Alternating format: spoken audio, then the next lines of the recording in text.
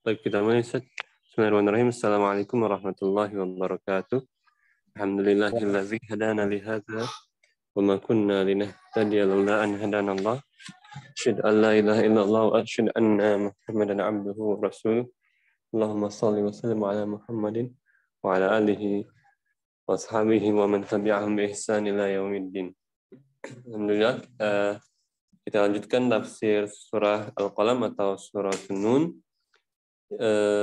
Masih membahas kitab tafsir As-Sa'di bersama Ustaz Abu Said Haryadi. Alhamdulillah beliau telah berada di antara kita semua. Baik, nanti dipersilahkan kepada para peserta yang ingin membaca untuk langsung menghidupkan mikrofon atau menghidupkan fitur raise hand. Baik, langsung saja kami persilahkan kepada Ustaz Abu Said Haryadi. Tafadhol Ustaz. Naam, jazakumullah khairan. Bismillahirrahmanirrahim. Assalamualaikum warahmatullahi wabarakatuh. Waalaikumsalam. Alhamdulillah, nahmaduhu wa nasta'inuhu wa nastaghfiruh wa na'udzu billahi min syururi anfusina wa sayyiati a'malina. May yahdihillahu fala mudilla lahu wa may yudlil fala hadiya lahu. Asyhadu an la ilaha illallah wahdahu la syarika lahu wa asyhadu anna Muhammadan 'abduhu wa rasuluhu la nabiyya ba'dah. Ya ayyuhalladzina amanu taqullaha haqqa tuqatih wa la tamutunna illa wa antum muslimun. Fa inna asdaqal hadits kitabullahi wa khairal hadi Muhammad sallallahu alaihi wasallam wa syarrul umuri muhdatsatuha wa kullu muhdatsatin bid'ah wa kullu bid'atin dhalalah wa kullu dhalalatin finnar. Naam. Nuwasil darsana, kita teruskan pelajaran kita, kajian di Tafsir As-Sa'di. Kita sudah masuk pada surat An-Nun atau Al-Qalam. Pekan lalu kita sudah bahas tentang ayat yang pertama, yaitu tentang Nun dan Allah bersumpah dengan kolam dan bersumpah dengan apa yang ditulis oleh manusia. Nah, sekarang kita bahas ayat yang ketiga, yaitu wa inna laka la ajran ghairu mamnun. Ya, silakan bagi yang mau mencoba membaca tafsirnya dari Tafsir Sa'di halaman 1864 yang ketiga, ya dipersilakan. Ya. Tafadhalu. Yang mau mencoba membaca, tafadhalu. Nah, bisa dibantu Al-Kaf? Nah, Ustaz, silakan yang ingin mencoba membaca duluan. Baik, ikhwan atau akhwat.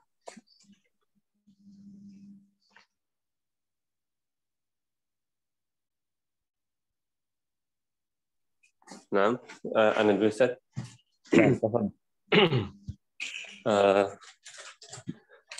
Ayat ketiga, Ustaz ya. Nah. Bismillah. Wassalatu wassalamu ala Rasulillah. Tsumma dzakara sa'adatahu fil akhirati faqala wa inna laka la ajran ghairu mamnunin. Ay la ajran 'aziman kama yufiduhu at-tankiru. غير مقطوع بل هو دائم مستمر وذلك لما أسلفه صلى الله عليه وسلم من الأعمال الصالحة والأخلاق الكاملة والهداية إلى كل خير. Nah, sahih. Nah, qiraah sahihah, Masya Allah. Ya, tinggal Tsumadzakara sa'adatahu itu dia mufrad, ya tidak dipanjangkan daknya. Kalau dipanjangkan jadi jamak dia. Tsumadzakara sa'adatahu, bukan sa'adatahu. Nah. Baik. Iya, berikutnya hal min qari'in akhar, ada lagi yang mau membaca, silakan.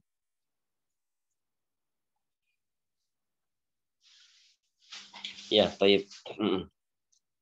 Jika tidak ada, tidak apa-apa. Kita teruskan tafsirnya. Ini ayat keempat cukup panjang, ya.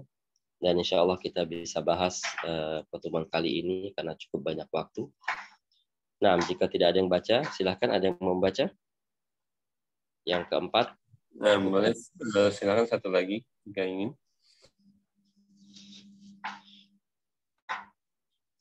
Nah, jika tidak ada, la ba'sa bihi. Ya. Nah, iya. Nabda bismillah, alhamdulillah, salatu wassalamu ala rasulillah. Qala mu'allif rahimahullah.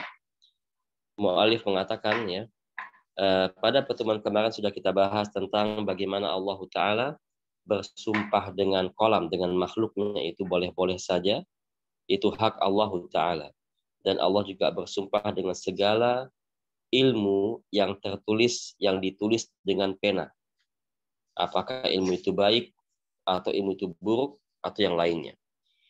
Kemudian, mengapa Allah Ta'ala bersumpah? Apa hikmahnya Allah Ta'ala bersumpah dengan makhluknya?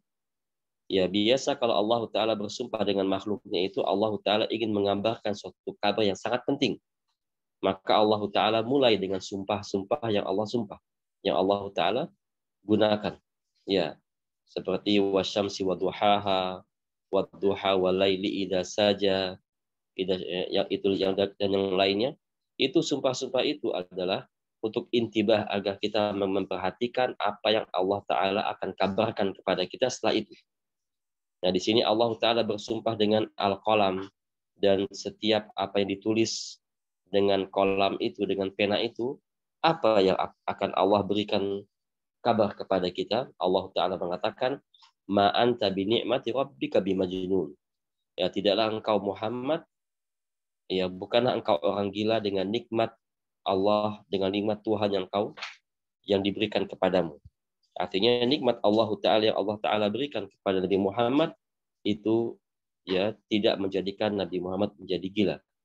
Ya, sebagaimana perkataan kaum musyrikin menuduh Nabi, ada 6 tuduhan yang kita sebutkan kemarin. Yang pertama adalah majnun, yang kedua sahir, yang ketiga syair, yang keempat adalah kadzab, yang kelima adalah ya al-udhun gitu ya. Itu merupakan tuduhan-tuduhan yang dituduh oleh kaum musyrikin kepada Rasulullah SAW. Maka Allah Ta'ala menjaga atau membersihkan nama nabinya dengan firman-Nya, ma anta bi ni'mati rabbika bimajnun. Tidaklah engkau menjadi gila dengan nikmat Tuhanmu itu. Kemudian kita bahas yang ketiga, wa innalaka la ajran ghairu mamnun. Ya. Tsumma dzakara sa'adatahu fil akhirah. Ya, setelah Allah Ta'ala membersihkan nama nabinya, membersihkan ya nabinya dari sifat-sifat yang dituduhkan oleh kaum musyrikin, yaitu gila, orang tukang sihir, tukang ramal, kahin, tukang syair dan yang lainnya. Setelah Allah Ta'ala membersihkan nama nabinya dan sifat-sifat nabinya dari perkataan orang-orang musyrik, Allah juga menyebutkan setelah itu nikmat yang Allah Ta'ala berikan kepada nabinya pada hari kiamat. Ya, seperti Allah Ta'ala mengatakan, wa innalaka la ajran ghairu mamnun. Sesungguhnya engkau akan mendapatkan ya balasan atau pahala yang tanpa terputus. Ya, la ajran aziman, pahala yang sangat banyak, yang sangat agung. Kama yufiduhu tankir, karena Allah Ta'ala menyebutkan di sini dengan kalimat nakirah. Wa innalaka la ajran. Ajran itu dengan sirah nakirah, berarti itu adalah seluruh nikmat yang Allah, seluruh pahala dan nikmat dan balasan yang Allah Ta'ala berikan kepada Nabi-Nya Muhammad SAW, yang sangat banyak dan tanpa terputus. Ya, mengapa demikian? Karena Nabi merupakan penyebab utama datangnya hidayah kepada umatnya, sehingga setiap sholat umatnya, setiap zakat ibadah umatnya, setiap baca Quran, setiap puasa, itu semua akan didapatkan oleh Nabi pahalanya. Ya, umat yang beribadah, Nabi mendapatkan pahala. Di samping umat itu mendapatkan pahala, Nabi juga mendapatkan pahala. Mengapa demikian? Karena Nabi menjadi penyebab utama ibadah-ibadah yang kita lakukan.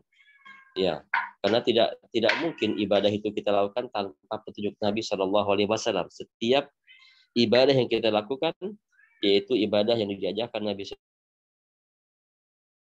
SAW kepada kita, maka Nabi juga mendapatkan pahala yang tidak dikurangi sedikit pun. Sehingga Nabi SAW, beliau mendapatkan seluruh pahala dari seluruh umatnya yang menjalankan ya sunnah-sunnahnya.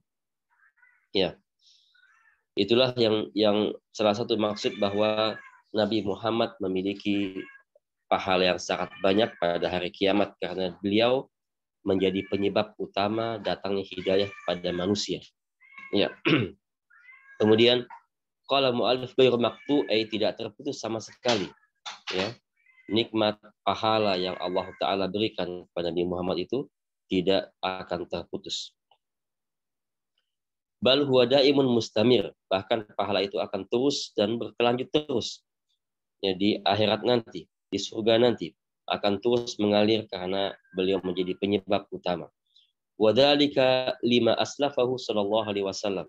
Itu dikarenakan perbuatan Nabi yang telah Nabi lakukan pada masa hidupnya. Apa itu? Minal a'mal as-salihah, dari amal-amal yang soleh. Wal akhlaqil kamilah, dan akhlak-akhlak yang sempurna. Wal hidayah ila kulli khair, dan Rasul memberikan hidayah ya kepada umatnya menuju kepada segala kebaikan. Karena Nabi adalah al-hadi, beliau adalah pemberi hidayah berupa hidayah irsyad wal bayan. Karena hidayah itu ada dua macam ya. Hidayah pertama, hidayah taufik, itu hak milik Allah, hanya Allah yang bisa dan mampu melakukannya. Ya, adapun hidayah kedua itu milik Allah juga, milik Nabi juga, dan milik semua para dai yang mengajak kebaikan, yaitu hidayah al-irsyad wal bayan, yaitu hidayah berupa menjelaskan dan menunjukkan manusia kepada jalan kebenaran. Adapun manusia mau mengikuti jalan itu sesuai dengan hidayah at-taufik yang Allah Ta'ala miliki. Ya, dengan inilah ya al-amal salihah dan akhlak al-kamilah wal hidayah.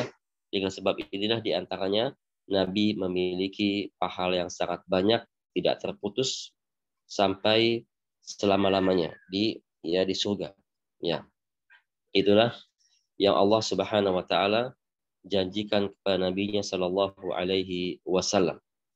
Nah, al-an na'khud al-ayah rabi'ah. Kita ambil ayat yang keempat, walihada qala, ya, dengan setelah Allah Ta'ala bersumpah, Allah Ta'ala membersihkan nama nabinya, dan Allah Ta'ala menjelaskan pahala yang Allah Ta'ala akan berikan kepada nabinya pada hari kiamat. Kemudian Allah menjelaskan tentang keadaan nabinya. Mengapa Nabi mendapatkan pahala sebanyak itu? Mengapa Nabi mendapatkan keistimewaan sebanyak itu? Allah jelaskan sebabnya. Allah jelaskan ya alasan-alasan dan faktor-faktornya, yaitu qala Allah Ta'ala walihada qala wa innaka la'ala khuluqin azim. Ya, sungguh engkau berada di atas akhlak yang agung. Ya, akhlak Rasulullah sallallahu alaihi wasallam, yaitu akhlak yang agung. Akhlak yang menjadi qudwah bagi semua manusia. Akhlak yang paling baik yang dimiliki oleh manusia adalah akhlak Rasulullah sallallahu alaihi wasallam, dan akhlak ini merupakan hidayah dari Allah. Allah yang memberikannya. Ya. Oleh karena itu Allah Ta'ala mengatakan, wa innaka la'ala khuluqin azim. Sungguh engkau berada di atas akhlak yang sangat agung.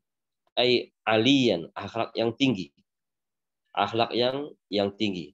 Aliyan bihi, ya. Dengan melakukan akhlak itu, Rasul terangkat derajatnya di hadapan Allah karena akhlak Rasulullah sangat tinggi. Wal musta'liyan bi khuluqika, dan akhlak itu akan mengangkat derajat Nabi SAW. Ya, yang mengangkat derajat manusia itu karena salah satunya karena akhlaknya, karena perbuatannya. Akhlaknya, akhlak beda dengan adab. Dia dua kata yang jika dikatakan salah satunya maka menyakup keduanya. Tapi kalau digabung maka dia memiliki makna yang berbeda. Seperti misalnya kata iman sama Islam. Islam kalau kita menyebutkan orang itu muslim, berarti dia juga mukmin. Kalau kita menyebutkan saya mukmin, berarti saya juga muslim gitu ya. Tapi kalau disebutkan kata dua-duanya, saya mukmin dan muslim, berarti dua kata ini memiliki makna yang berbeda. Muslim adalah ketika dia berbuat dengan lisan dan anggota tubuhnya. Sedangkan mukmin ketika dia berbuat dengan hatinya. Ya, karena berkaitan dengan iman kepada Allah, iman kepada malaikat, iman kepada kitab, seperti itu. Adab juga sama. Adab sama akhlak. Ya, kalau kita mengatakan orang itu berakhlak, berarti dia juga beradab. Kalau kita mengatakan orang itu beradab, berarti dia juga berakhlak. Tapi kalau kita pisahkan, ya kita sebutkan dua-duanya, orang itu berakhlak dan beradab, berarti akhlak dan adab itu memiliki makna yang berbeda. Ya. Kalau akhlak itu adalah pondasi yang ada pada hati manusia, seperti syukur, sabar, ya, tawakal kepada Allah, ramah, tidak pelit, ya, sering, ya, baik hati, itu namanya akhlak. Adapun adab, aplikasi atau perbuatan anggota tubuhnya.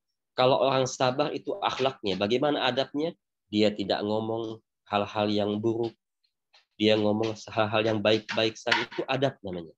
Sehingga adab itu yang bisa kita lihat dengan lisan, lewat lisan atau lewat anggota tubuhnya. Adapun akhlak itu nggak bisa kita lihat, itu hanya dalam hati manusia, hanya Allah yang bisa melihatnya. Maka yang paling penting di sini adalah, yang paling utama adalah akhlaknya. Ya, kadang-kadang orang punya akhlak tapi dia tidak bisa beradab. Mengapa demikian? Karena mungkin nggak nyambung antara hati dengan anggota tubuhnya, dengan keadaan seperti dia. Kadang dia emosi, kadang suatu kejadian dia melupakan adab, tapi akhlaknya masih ada, bisa jadi seperti itu. Oleh karena itu, ya, Rasulullah SAW memiliki derajat yang tinggi di hadapan Allah karena memiliki akhlak, ya, yang tinggi.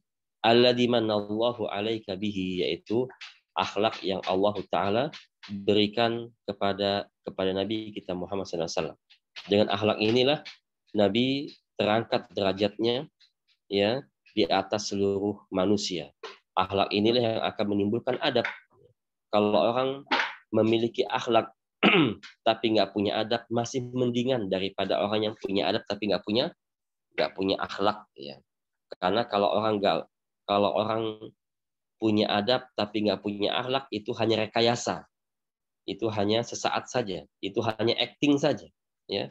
Tapi kalau orang punya akhlak tapi nggak punya adab, masih mending lah. Suatu saat dia akan mengaplikasikan akhlak dia berupa adab, ya.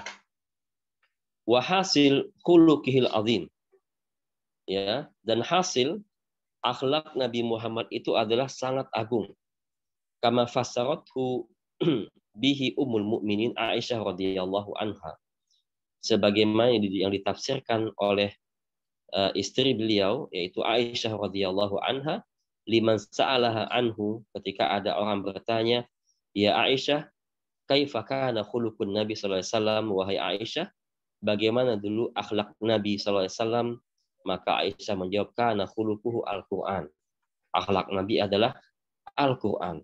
Artinya segala perbuatan Nabi dan segala ucapan Nabi itu sesuai dengan Al-Qur'an. Itu menunjukkan bahwa sabda Nabi, perbuatan Nabi adalah tafsirnya Al-Qur'an. Ya, maka dari itu kalau kita menafsirkan Al-Qur'an tidak berdasarkan atau tidak sesuai dengan sunnah Nabi, pasti salah. Karena akhlak Nabi itu Al-Quran. Artinya semua perkataan Nabi, semua perbuatan Nabi, semua apa yang Rasul sampaikan kepada umatnya itu adalah penafsiran Al-Quran. Oleh karena itu, Rasul akhlaknya adalah Al-Quran. Itu yang paling tinggi, yang paling mulia. Ya, sehingga kalau kita ingin memiliki akhlak yang mulia, maka kita pelajari Al-Quran berdasarkan pemahaman, ya, sunnah dan pemahaman salafus soleh. Itulah jawaban yang singkat yang dimiliki oleh Aisyah radhiyallahu anha ketika ditanya bagaimana akhlak Nabi. Cukup jawabannya, wa kana khuluquhu al-Qur'an. Kalau pengen tahu lebih lanjut, baca Al-Qur'an. Itulah akhlak Nabi sallallahu alaihi wasallam. Ya, itulah orang yang berilmu ketika menjawab sesuatu itu dengan singkat dan padat, tidak panjang lebar, ya. Singkat dan padat. Ya, cuma dengan mengatakan akhlak Nabi adalah Al-Qur'an.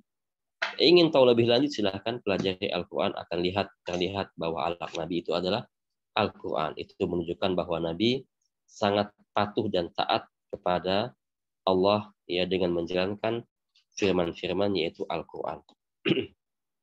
Nah, wa dzalika nahwu qaulihi ta'ala, yaitu sebagaimana, ya, dicontohkan oleh Syekh Sa'di rahimahullah, contoh, ya, beberapa contoh akhlak Nabi yang Nabi ikuti berdasarkan firman Allah dalam Al-Quran, yaitu pertama adalah khudil afwa, ya, khudil afwa, berilah maaf, jadilah pemaaf, ya, berilah maaf kepada orang lain yang salah, berilah maaf.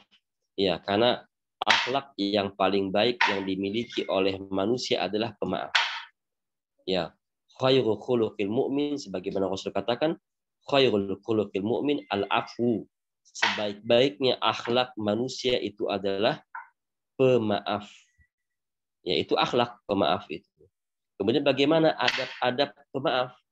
Bagaimana dia melakukan maaf itu, yaitu tidak membalas. Kalau bicara baik-baik, kalau ada orang yang nyakitin dia, dia ucapkan salam, tenang hati, itu adab-adab, itu langkah-langkahnya.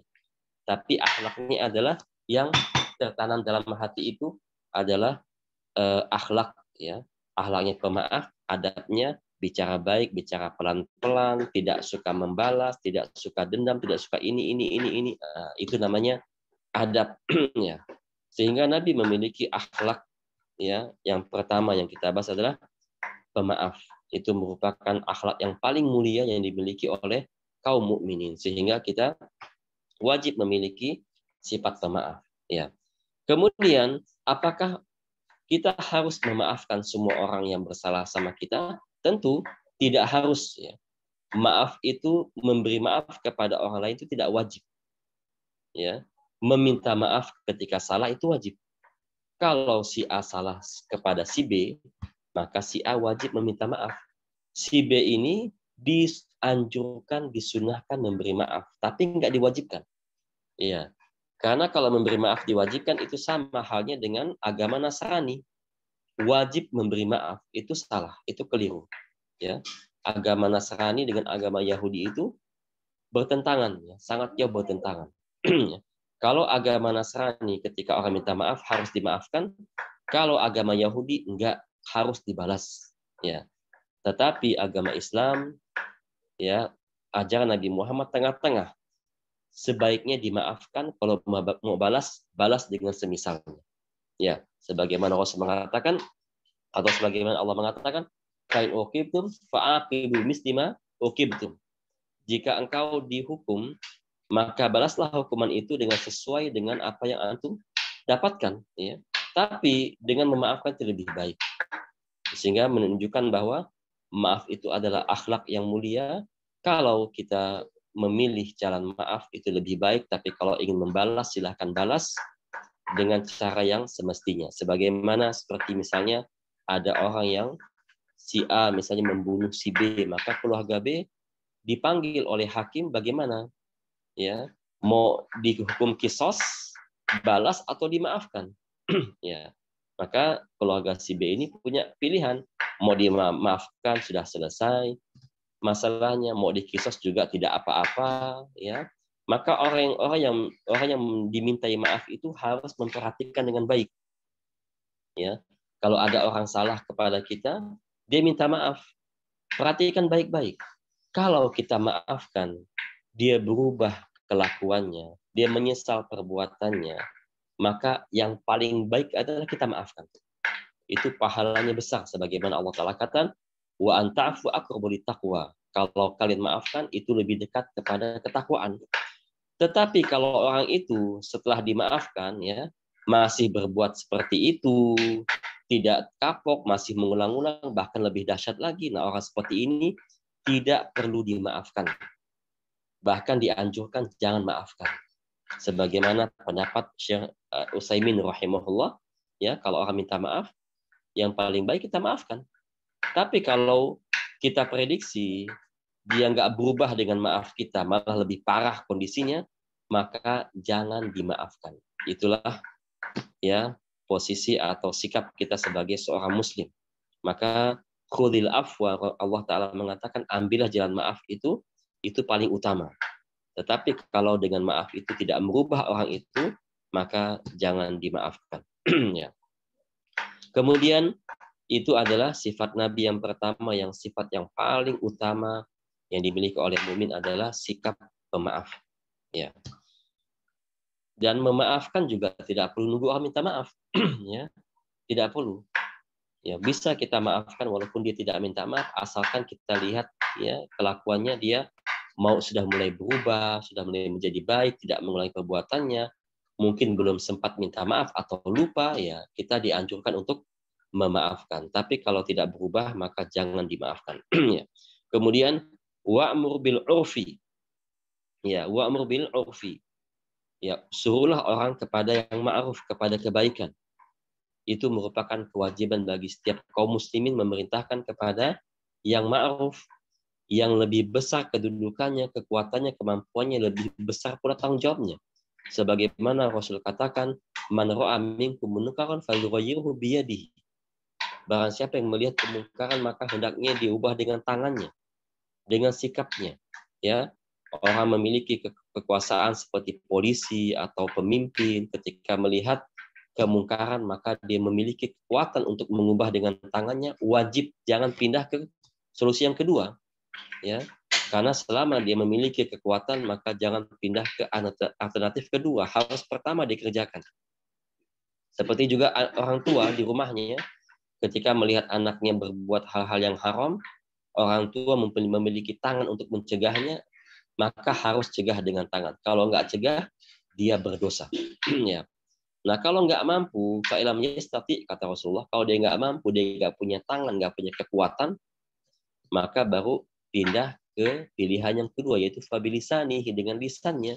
Sampaikan kepada kebaikan, beri nasihat, cegah kemungkaran dengan lisannya, beri nasihat yang baik, kata-kata yang baik, kata yang sopan, tempat yang baik, ya, waktu yang baik, nasihati orang itu. Ya, kalau nggak bisa mencegah dengan tangan, maka cegahlah dengan lisan. Dan jangan beralih ke pilihan yang ketiga kalau masih bisa dengan lisan. Kalau orang bisa dengan lisan, tidak ada menimbulkan dampak negatif setelah itu, tidak dipukulin, tidak digebukin, hanya dibenci saja, yang nggak harus dia kerjakan. Ya. Tapi kalau dia nggak kerjakan padahal mampu, dia berdosa. Maka dari itu, berkumpul, berteman dengan orang yang tidak baik atau pelaku maksiat itu menyusahkan. Kenapa menyusahkan? Kalau orang si A misalnya, teman-temannya pelaku maksiat semua atau pelaku buruk. Si A teman-temannya perokok semua, duduk sama teman-teman perokok, PR-nya banyak. Setiap teman merokok harus dinasihatin lagi. Merokok si B, nasihatin lagi. Si C merokok, nasihatin lagi. PR-nya banyak. Kalau nggak dinasihatin, berdosa dia. Ya, sehingga berteman dengan orang yang berbuat dosa itu sangat-sangat merepotkan, sangat menyusahkan. Kalau nggak lakukan tugas dengan baik, berdosa. Ahsan berteman dengan orang yang baik-baik, PR-nya nggak banyak, tugasnya nggak banyak, dan tidak menyusahkan, bahkan menguntungkan. Ya, berteman dengan orang-orang soleh, orang-orang yang berilmu, setiap hari dapat nasihat, dapat petunjuk, dapat hadiah terus, hidayah dari Allah terus, menguntungkan daripada orang berteman dengan pemabuk, penjudi, pemakan riba. Teman saya akrab kerja di bank, pemakan riba misalnya, harus setiap hari dinasihatin. Kalau enggak, ya akan dipertanyakan, kenapa kau nggak nasihatin dia? Ya, sehingga berteman dengan orang-orang yang pelaku dosa itu sangat menyusahkan. Ahsan berteman dengan orang yang baik-baik saja. Karena amar ma'ruf itu wajib dilakukan setiap muslim berdasarkan kemampuan. Jika tidak mampu dengan lisan, ya mungkin karena takut digebukin, takut dipukulin, atau dia lebih pintar main katanya, lebih pintar, kita tidak bisa berkata apa-apa, maka boleh dengan hati. Caranya gimana? Ingkari perbuatan mereka dan tinggalkan mereka ketika mereka berbuat hal itu. Ya, itulah ya amar ma'ruf nahi munkar yang harus dikerjakan, itu merupakan akhlak. Ya, mengingkari kemungkaran itu akhlak Nabi Shallallahu Alaihi Wasallam. Ya, sehingga tidak boleh kita ya membiarkan kemungkaran, minimal ingkari dengan hati kalau nggak bisa dengan tangan dan nggak bisa dengan lisan. Kemudian berikutnya akhlak Nabi yaitu adalah wa'arid anil jahilin, tinggalkan orang-orang bodoh. Ya, artinya jangan banyak ngobrol dengan orang-orang bodoh. Bukan berarti kita nggak boleh berteman, boleh, tapi seperlunya, sepentingnya, ya.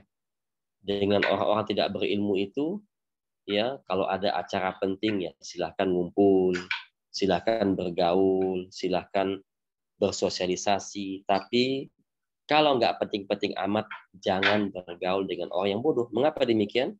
Ya bahkan pepatah mengatakan apa?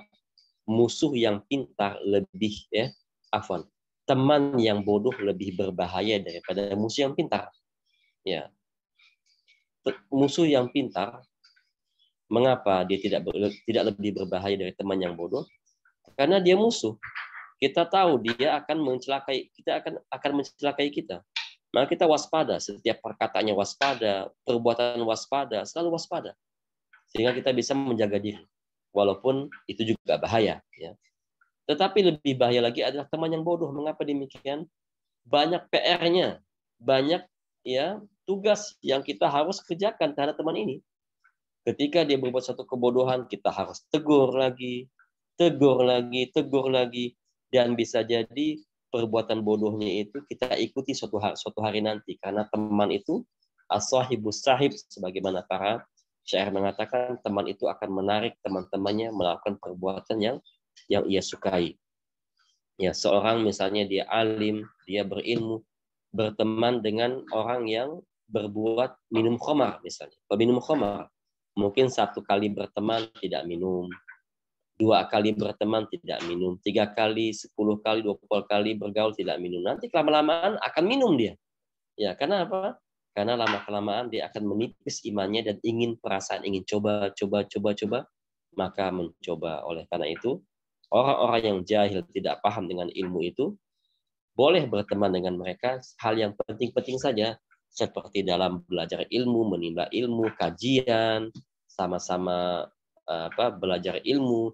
Tapi kalau ngobrol biasa nggak penting-penting, tolong jauhkan orang yang tidak berilmu itu, karena orang tidak berilmu akan menyusahkan orang lain, banyak PR, banyak tugas, dan banyak kewajiban yang harus kita kerjakan dengan mendampingi orang yang tidak berilmu. Nah, itulah di antara akhlak Nabi, ada 3 akhlak Nabi yang tertulis dalam Al-Quran di sini, yaitu memberi maaf, amar ma'ruf, nahi mungkar, dan jauhi orang-orang yang jahil, yang bodoh, karena orang mendekati orang bodoh banyak tugasnya yang harus kita kerjakan. Kemudian firman Allah Ta'ala juga yang dimiliki oleh akhlaknya Nabi SAW adalah fabima rahmatin minallahi linta lahum. Di antara rahmat yang Allah Ta'ala berikan kepada Nabi itu adalah lin, yaitu sikap lemah lembut. Ya. Lin, sikap lemah lembut. Kalau bicara lemah lembut, kalau bicara santai, lemah lembut, tidak kasar dan tidak tinggi suaranya, itu adalah Nabi Shallallahu Alaihi Wasallam. Tapi apakah Nabi selamanya lemah lembut? Tidak. Ya, ada kalanya kita harus bersikap keras. Ada kalanya kita harus bersuara keras, bersuara tinggi. Contohnya apa? Nabi kalau bicara dengan sahabatnya tentu dengan lemah lembut, dengan kasih sayang, dengan tenang, dengan tutur kata yang rata, yang tidak tinggi, dengan rendah tutur kata. Tetapi pada 2 momen Rasul mengangkat suaranya seakan-akan beliau marah semarah-marahnya. Kapan itu? Pertama ketika khutbah Jumat. Rasul kalau khutbah Jumat itu subhanallah, itu menggetarkan hati. Marah Rasul, matanya merah, uratnya keluar kalau ngobrol itu. Sebagaimana sahabat mengatakan, khutbah Rasulullah SAW ka'annahu mundhiru jaish. Rasul kalau khutbah itu seakan-akan beliau seperti orang yang mengarahkan pasukan pengen perang. Ya. Kalau komandan ketika ingin mengarahkan pasukan ketika pengen perang, tidak lemah lembut. Ya akhi, kita akan berperang hari ini. Tolong ikutin aturannya. Tidak seperti itu. Ya, wahai kaum muslimin, seperti itu kan. Dengan tegas, dengan suara yang lantang, itu membangkitkan semangat. Seperti itu Rasulullah SAW. Ya, kalau khutbah Jumat itu dengan suara keras, suara lantang, sehingga Rasul matanya memerah, urat-uratnya nongol gitu ya. Itulah Rasulullah SAW. Ya, bukan berarti Rasulin lembut sepanjang hari, sepanjang masa lembut. Lembut ada waktunya, keras, kasar juga ada, atau tegas juga ada waktunya. Itulah Islam ya. Segala sesuatu melihat kondisi. Dan juga apa lagi? Yang pertama ketika khutbah Jumat, yang kedua adalah ketika Rasul sedang perang, sedang membaris-bariskan pasukannya, sedang berpidato kepada pasukannya, subhanallah, itu membangkitkan semangat semua. Ya, sehingga Rasul ya akhlaknya itu diatur sesuai dengan tempat dan keadaan. Ya. Dan juga kadang-kadang Rasul marah terhadap sahabat yang berbuat hal-hal yang haram, seperti Rasul marah kepada Umar, seperti Rasul juga marah kepada sebagian sahabat dengan mata memerah, dengan suara yang lantang seperti itu. Ada saat-saatnya, ya, ada saat-saatnya. Tidak seperti orang Nasrani, ya, orang Nasrani mengajarkan kita lembut, nggak boleh kasar, nggak boleh keras, atau orang Sufi. Orang Sufi itu lembut, nggak boleh kasar, nggak boleh kita meninggikan suara, santai kalau ngomong, nggak boleh marah, marah itu dosa. Tidak seperti itu Islam, ya. Lembut, iya, itu dominan, tapi ada kalanya kita bisa kita bisa keras, bisa tinggi suara, bisa mata memerah, bisa urat-urat nongol ketika bicara. Itu ada tempat-tempatnya sesuai dengan arahan Nabi kita Muhammad Sallallahu Alaihi Wasallam. Tetapi ya dominan atau kebanyakan perbuatan Nabi itu adalah lemah lembut ya kepada sahabatnya. Kemudian ayat berikutnya di antara yang menjelaskan akhlak Nabi adalah yang dijelaskan oleh Syekh Sa'di rahimahullah, laqad ja'akum rasulun min anfusikum azizun. Ya, telah datang kepada kalian rasul dari golongan kalian sendiri. Azizun alaikum ma anittum. Ya. Rasul itu sangat ya berwibawa. Rasul itu berwibawa, memiliki kemuliaan. Kalau ngomong itu berwibawa. Ya, izzah, rujulah, ya, kewibawaan, kemuliaan, kejantannya ada. Tidak seperti orang ya kalau ngomong jantannya tidak ada, bercandanya seperti anak-anak kecil. Tidak seperti itu. Rasul juga suka bercanda, tapi bercandanya ya tidak menghilangkan kejentelan Nabi. Ya, Nabi selalu menjaga kehormatan, selalu menjaga wibawa ketika bicara, wibawa ketika ngobrol dengan sahabatnya, tidak mau melihat ke arah lain. Rasul kalau bicara dengan sahabatnya mengadu atau bicara dengan beliau, Rasul tatap wajahnya dengan baik-baik. Perhatikan ucapannya baik-baik. Ya, tidak orang zaman sekarang ketika diajak ngobrol apa main HP. Ya, oh iya, dia main HP, bla bla bla bla. Temannya ngobrol, oh iya, oh gitu ya, iya. Matanya ke HP, nah, itu nggak ada. Ya, tapi kalau Rasulullah ketika diajak bicara oleh sahabatnya, apakah sahabatnya itu sahabat dekat seperti Abu Bakar, Umar, Utsman, Ali, atau yang lainnya, atau sahabat yang baru masuk Islam, subhanallah, bagaimana penghormatan Nabi kepada seorang muslim.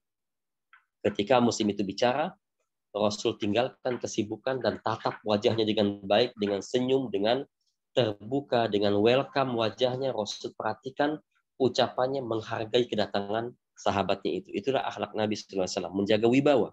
Ya, kalau berjalan juga Nabi santai berjalan, walaupun agak cepat perjalanan Nabi, tapi tidak terburu-buru seperti itu. Nanti kita jelaskan semua.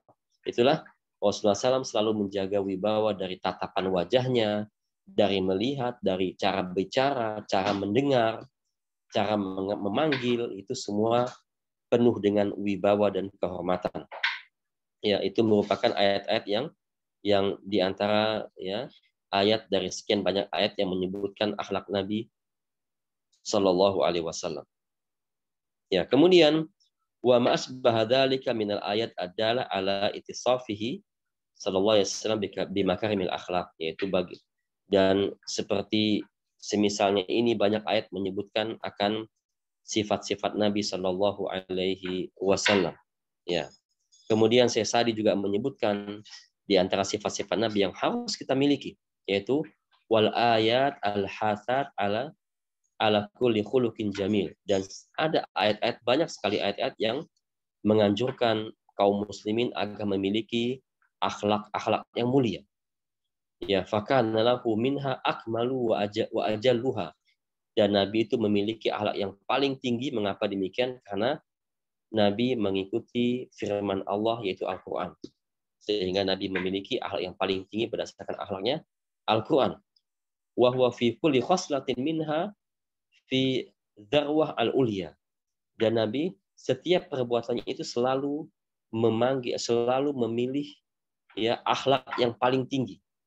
Ya, ketika Rasul berhadapan dengan suatu masalah, maka yang Rasul pilih adalah akhlak yang paling tinggi di antara semua sikap yang ada. Sikap yang paling baik dari semua ya sikap-sikap yang bisa disikapi dengan masalah ini. Apa itu? Pertama, fakana sallallahu sahlan, mudah. Rasul orang paling mudah, nggak pernah menyulitkan. Ya, Rasul itu orang yang paling memudahkan, tidak pernah menyulitkan. Segala urusan pasti Rasul mudahkan. Ya, tidak menyulitkan. Kalau minta tolong, ya misalnya Rasul diminta tolong, diminta pertolongan, tidak pernah kamu harus begini enggak. Oh iya, insya Allah saya tolong. Segera menolong Rasulullah. Kalau ada yang butuh, Rasul gampang membantu. Gak mikir-mikir lagi, tidak nunggu-nunggu, tidak orang membuat itu tunggu. Ya, tidak nunggu lama, tapi Rasul kalau bisa bantu segera, bantu segera. Itulah Rasulullah. Tidak sebagaimana ya sebagian orang ya, terutama para ya yang kita bilang apa? Pegawai-pegawai kelurahan atau kecamatan ya, minta KTP aja lama. Ya, minta surat ini, minta surat itu lama, Pak, nggak bisa hari ini, besok saya mau begini, kasih uang nongolin, langsung jadi. Itu bukan akhlak Nabi sallallahu alaihi wasallam. Ya, kebanyakan seperti itu. Kalau kita melihat orang di antara para pemilik profesi, ya, ketika minta surat izin, wah lama sekali. Ya, apakah profesinya A, B, C, D ya, kebanyakan orang itu karena sudah tradisi seperti itu. Tradisi menyusahkan orang lain, ya. Tradisi menyulitkan orang lain, tidak menggampangkan orang lain. Jauh dari akhlak Nabi Shallallahu alaihi wasallam. Ya. Setiap orang minta bantuan, tolong bantu ini, bantu itu. Oh, yang tak sore ya, sore. Ya. Coba kasih duit. Ya, nggak sampai sejam selesai. Itulah akhlak yang buruk yang dimiliki oleh kaum kufar yang diadopsi oleh sebagian kaum muslimin. Ya, kalau orang memiliki akhlak Nabi, subhanallah ya, akhi, ya, anak-anak SD, ya, anak-anak SD dari kecil, anak TK, anak SD, kalau dididik akhlaknya Rasulullah, besarnya menjadi baik. Coba deh, ya. Kalau anak-anak TK, anak-anak SD dididik menjadi akhlak yang baik sebagaimana Rasulullah SAW, tidak akan seperti mereka yang menyusahkan kaum muslimin, menyusahkan orang lain, nanti dibayar baru cepat. Tidak akan seperti itu. Tapi apa? Tapi kebanyakan akhlak-akhlak di SMP atau di anak sekolah itu apa? Diberikan akhlak parenting, ya. Akhlak parenting, buatan-buatan Yahudi. Tidak boleh kita mengatakan anak jangan, ya. Tidak boleh mengatakan anak kamu salah, tidak boleh. Ya, itu akhlak-akhlak kaum Yahudi seperti itu yang berusaha untuk menghancurkan Islam. Gak boleh menghukum anak, gak boleh bentak anak, tidak boleh memukul anak, itu akhlak-akhlak kaum Yahudi. Tapi tidak seperti akhlak Rasulullah dan para sahabat. Ya, oleh karena itu kita lihat anak-anak sekolah dari SD, TK, SD, SMP ya, jauh dari akhlak Rasulullah. Ya, otomatis apa? Jangan heran kalau besarnya jadi apa? Jadi koruptor, jadi tukang pungli, jadi pencuri. Jangan heran ya, karena apa? Akhlak didikan awalnya salah. Tetapi subhanallah, kalau anak-anak TK, anak-anak SD diberikan akhlak Rasulullah seperti ini, depannya akan baik insya Allah. Ya, akan baik, akan menjadi orang yang bermanfaat bagi umat. Nabi SAW kalau dimintai sesuatu mudah mengerjakan, ya, mudah memberikan, mudah mengabulkan atau mudah menjawab pertanyaan orang lain. Subhanallah, itu akhlak Nabi SAW, tidak pernah menyulitkan orang lain. Oleh karena itu, ya, Nabi itu orang yang sangat memudahkan. Dan kita jangan sedih, jangan kecewa kalau kita dikatakan antum orang gampangan. Apa gampangan? Gampang sekali kalau minta bantu kok. Gak usah seperti itu ya akhi, ya. Nah, ini salah. Semakin kita memudahkan orang lain, ya, semakin Allah Ta'ala mudahkan urusan kita. Ya. semakin kita memudahkan orang lain, semakin cepat kita membantu kebaikan saudara kita, ya, semakin cepat pula Allah akan membantu, ya, yang lebih dahsyat lagi, semakin cepat bantuan Allah pada hari kiamat kepada kita. Itu yang kita inginkan. Walaupun di dunia kita tidak mendapatkan hal itu atau tidak terlihat hal itu, harapkan di akhirat bagaimana membantu kaum muslimin dengan cepat, dengan segera, ya. Jangan sampai dia menunggu. Oleh karena itu Rasul mengatakan apa? A'atul ajiro qabla ayajifa irquh. Berilah, ya, orang yang engkau pekerjakan itu upah sebelum kering keringatnya. Itu apa? Artinya mudahkan segala urusan, nggak usah tunda-tunda. Nanti aja, suruh mereka tunggu aja. Ya, ada tamu datang, tar. Nanti suruh tunggu aja, saya lagi sibuk nih. Nah, jangan seperti itu bukan akhlak yang mulia. Ya, ketika ada orang butuh, segera menghadap, segera selesaikan urusannya. Ya, kalau yang kita bisa bantu, kita bantu dengan maksimal, dengan baik, semampu yang kita bisa lakukan. Ya, bukan nanti, bukan biar tunggu saja, enak aja, mau datang mau langsung terima, tunggu dulu, gitu, ngantri dulu, nggak seperti itu. Ya, kalau kita bisa secepat mungkin membantu orang lain, mudahkan. Memudahkan orang lain itu manfaatnya sangat tinggi. Ya, memudahkan orang lain itu sangat tinggi tempat, sangat tinggi kedudukannya. Jangan pernah menyulitkan orang lain, tapi kita mudahkan. Ya. Kemudian Rasul juga memiliki akhlak sebagaimana yang disebutkan layinan, lemah lembut yang tadi kita sebutkan, qoriban minan nas, dekat dengan manusia, nggak jauh, nggak jaga jarak, nggak jauh sama manusia. Ada orang zaman sekarang ada istilah apa? Bestie. Ya, kalau nggak bestie, nggak dekat. Kalau bestie dekat, itu salah. Itu keliru. Ya, dekat dengan manusia. Tidak boleh menghindar dari kaum muslimin. Setiap bertemu dengan muslimin, dekat, sapa, assalamualaikum, salaman, apa kabar Pak hari ini? Sehat, alhamdulillah. Yuk kita sama-sama ke masjid.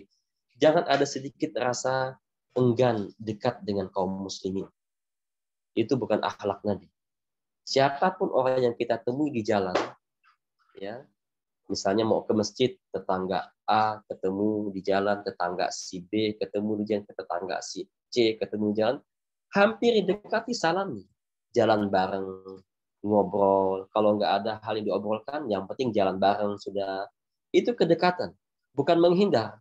Ya, banyak kaum muslimin ketika ketemu dengan bestie, cepat-cepat pengen dekat-dekat, ngobrol, ketawa-tawa. Ketika bukan bestie, nggak usah jalan sama dia lah, nggak usah duduk sama dia lah, nggak usah lah. Itu bukan akhlak Rasulullah SAW.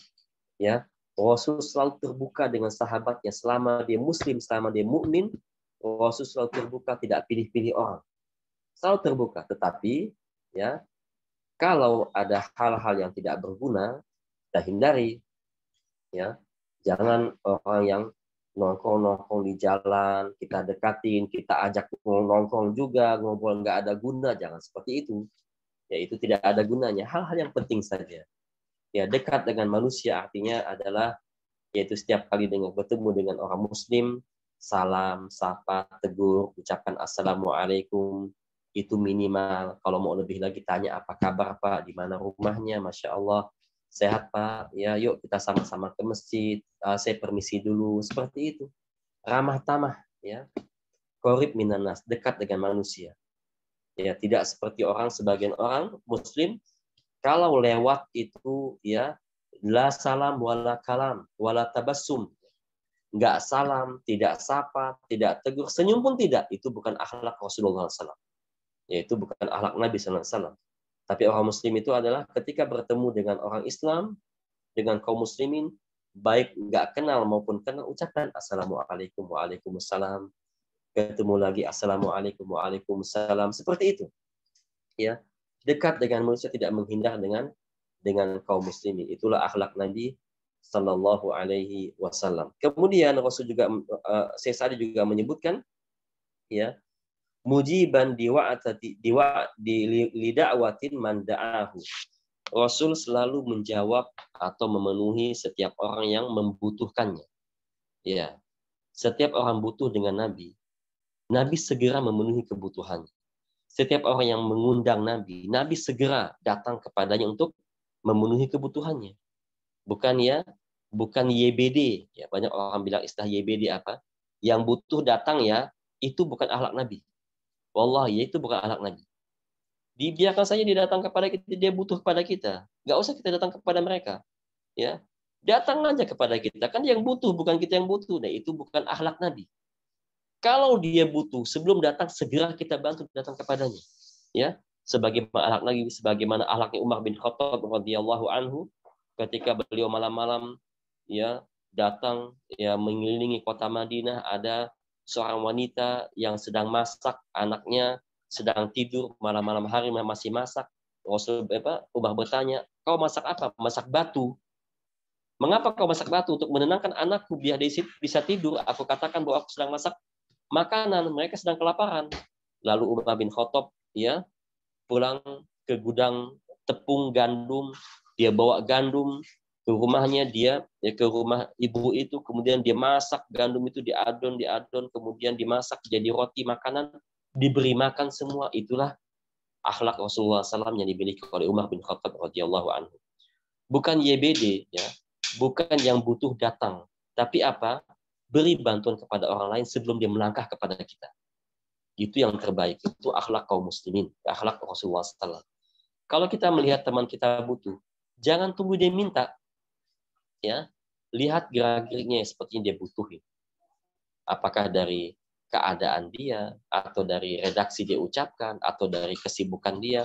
Oh, dia butuh. Nggak perlu banyak minta. Nggak perlu kita nunggu minta. Langsung kasih, ya akhi, ini yang bisa saya kasih, silakan. Ya, ini dari Allah Subhanahu Wa Taala, bersyukur kepada Allah. Ini yang bisa kami bantu, silahkan gunakan sebaik mungkin, atau antum butuh apa kita bantu, seperti itu. Ya, bukan ada istilah YBD yang butuh datang, yang perlu datang kepada kita, yang tidak yang dibutuhkan nggak usah datang. Itu bukan akhlak kaum muslimin. Ya, itu adalah akhlak orang-orang yang egois atau orang sombong. Ya, karena ya yang paling baik kita kepada kaum muslimin adalah bagaimana kita memberikan pelayanan kepada kaum muslimin, bagaimana kita memberikan kenyamanan kepada kaum muslimin, terutama orang yang memiliki jabatan yang lebih tinggi dari yang lain. Oleh karena itu kita lihat ya, Raja Arab Saudi. Ya, Raja Arab Saudi dari zaman Raja Fahad, Abdullah ya sampai Raja Salman sekarang, mereka itu lebih suka dipanggil apa? Mereka suka dipanggil Khadimul Haramain, pelayan, pembantu babunya Haramain. Ya, babunya dua kota suci. Artinya apa? Babunya kaum muslimin. Itu lebih mereka sukai daripada dipanggil raja. Kenapa? Ya, melayani kaum muslimin untuk ibadah kepada Allah. Melayani kaum muslimin untuk ibadah haji, untuk ibadah umroh di kota Mekah, atau melayani kaum muslimin untuk ibadah-ibadah di kota Madinah, di Masjid Nabawi, itu lebih mereka sukai. Karena itulah akhlak Nabi SAW. Coba kita lihat, siapa yang bangun Masjid Kuba pertama kali? Rasulullah. Siapa yang bangun Masjid Nabawi? Rasulullah SAW. Rasul yang tangan peletakan batu pertama Rasulullah. Kemudian diikuti oleh para sahabat, karena itu Rasul membangun, mereka subangsi tenaga. Rasul mencontohkan. Bukannya seorang Nabi, ngapain ikut campur kerja, dia anak buah saja, kamu bantu, kamu bantu, saya cuma memantau. Enggak seperti itu. Itu pemimpin yang tidak baik. Pemimpin itu ya, yang paling baik adalah bagaimana sikap dia melayani anak buahnya, bukan dilayani. Ya, dia melayani RT misalnya. Apa tugasnya? Melayani masyarakat, beri manfaat kepada orang lain.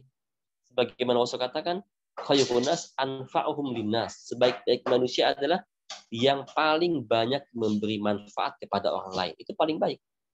Ya, RT, orang mau orang warga baru misalnya datang, nggak perlu tunggu datang sama kita aja, ngapain dia tunggu dia datang kepada kita, ngapain kita datang kepada dia warga baru kan, nggak seperti itu. RT sebagai pelayan, datang warga baru, ada yang pindahan, datang, assalamualaikum Pak, ya perkenalkan saya RT di sini, saya siap membantu apa yang Bapak butuhkan, siap bantu sepenuhnya sesuai dengan kemampuan saya. Ya, kalau Bapak butuh ingin KTP, panggil saja saya atau datang ke rumah, bebas. Ya. Mau Bapak datang ke rumah saya atau saya ke rumah Bapak, bebas. Ya, semua mudah insya Allah. Nah, seperti itu harusnya pemimpin. Bukannya nongkrong di singgasananya, tunggu orang butuh datang. Butuh datang, ngantri ya sebentar ya, selagi sibuk ya. Enggak seperti itu. Berikan manfaat dengan segera kepada kaum muslimin. Ya, walaupun kita sedang capek, habis bekerja, satu harian penuh, pulang ke rumah, ada yang butuh, lain dengan baik. Itu adalah pemimpin sesuai dengan sunnah Nabi Shallallahu Alaihi Wasallam. Nanti insya Allah kita akan bahas lagi bagaimana akhlak Nabi sebagai seorang pemimpin, sebagai seorang suami, sebagai seorang saudara, sebagaimana seorang ya tetangga, seorang bapak, ya, seorang menantu, seorang mertua, itu dimiliki oleh Nabi sifat-sifat dan akhlak yang mulia yang harus kita miliki kita sebagai umat Nabi Sallallahu Alaihi Wasallam. Nah, sampai di sini apakah ada pertanyaan? Wallahu a'lam.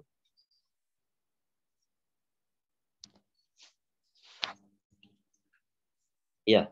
Baik, silakan yang ingin bertanya langsung saja. Assalamualaikum Ustadz, izin bertanya. Iya, tafadhali. Nah. Untuk yang kedua tadi pertama, yang kedua lemah lembut atau dekat dengan manusia, Ustadz? Iya, tadi kan Syekh Sadi menyebutkan sahlan mudah, kedua lemah lembut. Lemah lembut. Buka kurungnya dekat dengan manusia. Itu yang kedua atau yang ketiga, Ustadz? Yang ketiga dekat dengan manusia, tidak menghindar dari kaum muslimin, tapi selalu dekat menyapa dan menegur dan mengucapkan salam. Ya, sahih. Nah, syukuran Ustadz. Baik, ada yang lain silakan. Ustaz, tadi tentang perbedaan akhlak dan adab boleh dijelaskan kembali, Ustaz? Iya.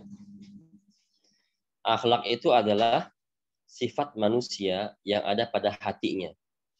Seperti misalnya orang akhlaknya bersyukur. Suka bersyukur kepada Allah, itu akhlak. Adabnya bagaimana? Yaitu bersyukur kepada Allah. Adabnya pertama, jika ingin mendapatkan rezeki, dia cari yang halal. Dia cari pekerjaan yang halal. Ketika mendapatkan rezeki, dia ucapkan alhamdulillah. Dia gunakan rezeki itu dengan baik, memberi nafkah kepada, itu adab semua. Tapi akhlak utamanya adalah syukur kepada Allah. Ya, sehingga adab itu sifat, akhlak itu sifat, adab itu langkah-langkah yang dia lakukan baik dengan lisan maupun dengan anggota tubuhnya. Wallahu a'lam. Ustaz mau bertanya kembali dengan akhlak tadi itu, berarti itu kan itu semuanya dari Allah ya? Apa ada semacam kita bisa melatihnya atau bagaimana? Iya, sahih. Akhlak itu datang dari Allah Ta'ala. Akhlak yang baik datang dari Allah Ta'ala. Dan itu lalu bagaimana cara kita mendapatkannya? Dengan ikhtiar, dengan melatih diri kita. Sebagaimana Rasul mengatakan, man tasabbara sabbarahullahu ta'ala. Barang siapa yang melatih dirinya untuk sabar, maka Allah akan membuat dia sabar. Gitu ya. Itu hadis Nabi, man tasabbara sabbarahullahu ta'ala. Barang siapa yang melatih dirinya untuk sabar, maka Allah akan membuat dia menjadi penyabar. Artinya, sabar itu pemberian Allah. Lalu bagaimana cara kita untuk mendapatkannya? Ya latihan. Latihan sabar, latihan 1 momen sabar, 2 momen sabar, 3 momen. Nanti dengan latihan-latihan seperti itu, ya Allah akan memberikan hadiah kepadanya berupa kesabaran. Dan juga itu berlaku bagi semua akhlak, syukur, tawakal, ya, kemudian akhlak-akhlak seperti lemah lembut dan yang lainnya, mulia, izah, wibawa, itu semua adalah butuh dengan latihan, butuh dengan langkah-langkah, asal langkah itu tidak melanggar syariat. Wallahu a'lam. Ya. Ada yang lain silakan. Tayyib ya, tidak ada, alhamdulillah. Ya, silakan. Waktu amanah. Jadi kalau di PDF-nya ini ada berapa akhlaknya? 3 atau 4, Ustaz? Iya, kalau di PDF. Iya. yang sudah kita jelaskan akhlaknya di sini, ya, yang dari halaman sebelumnya, yaitu pertama adalah pemaaf, kedua amar ma'ruf nahi mungkar, ketiga menjauhi tidak mendekati orang-orang jahil, ya, keempat lin, ya, bersikap lemah lembut, kelima yaitu bersikap wibawa, menjaga wibawa, menjaga kehormatan, itu akhlak juga. Kemudian berikutnya yang keenam adalah sahal, memudahkan urusan orang lain, tidak mempersulit. Yang ketujuh itu lain, itu sama dengan akhlak yang tadi, maka kita nggak bahas panjang pada momen yang ketujuh ini karena sudah diwakili dengan yang tadi. Yang kedelapan adalah dekat dengan manusia, qorib minan nas. Yang kesembilan, selalu memenuhi kebutuhan manusia sesuai dengan kemampuan. Ya. Nanti ada lagi hajatihi jabiron liqalbi man sa'alahu, nanti ada insyaallah. Ini yang ditulis oleh Syekh Sa'di ini akhlak yang mulia semua. Ini akhlak Rasulullah yang kita dan akan kita miliki insyaallah taala. Nah, Jazakallah khair Ustaz. Iya, jazakumullah. Ustaz, ada lagi Ustaz yang bertanya, Ustaz, Anda bacakan. Ya, kalau Ustaz, di sekolah kami ada pelajaran hadis adab, apakah sudah tepat penggunaannya gitu? Sebetulnya untuk hubungan antara hadis dan akhlak. Iya, pelajaran adab itu kan harus sesuai dengan Quran dan Sunnah. Dia pelajaran adab, apa referensinya? Quran dan Sunnah itu sangat baik, itu yang seharusnya. Ya, kalau misalnya ada pelajaran hadis menyangkut adab itu bagus, itu sangat baik sekali. Hanya saja harus disinkronkan dengan cara penyampaiannya. Ya, hadisnya bagus, tapi cara penyampaiannya tidak menarik, ya tidak kena.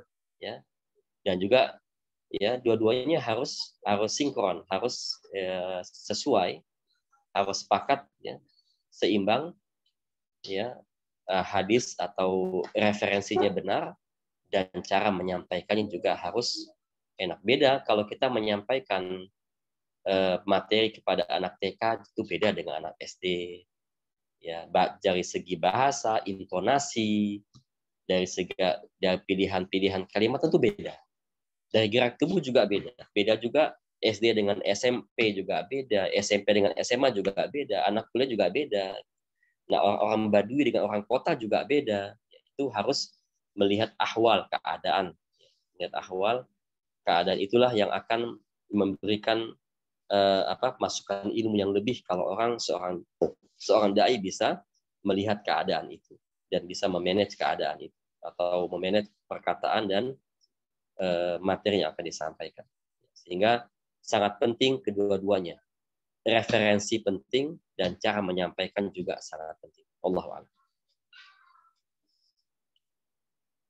Nah, sepertinya sudah tidak ada yang bertanya, Ustaz. Sudah jam 7. Iya, baik. Nggak ada lagi bertanya. Alhamdulillah, insya Allah kita akan sambung lagi dengan akhlak-akhlak mulia. Akhlaknya Rasulullah yang Allah Ta'ala berikan kepada beliau sehingga beliau menjadi hamba yang paling mulia di sisi Allah Ta'ala. Kita tutup. Ibu Elsie ada pertanyaan? Nggak ada Pak Ustadz. Sudah Pak Ustadz. Kita tutup. Subhanakallahumma wa bihamdika asyhadu alla ilaha illa anta astaghfiruka wa atubu ilaik. Wassalamualaikum warahmatullahi wabarakatuh. Waalaikumsalam warahmatullahi wabarakatuh. Jazakallahu khairan Pak Ustadz. Barakallahu fiikum. Barakallahu. Alhamdulillah telah selesai hari ini. Insya Allah kita lanjutkan di Selasa depan insya Allah. Terima kasih kepada hadirin hari ini. Barakallahu fikum. Assalamualaikum warahmatullahi wabarakatuh.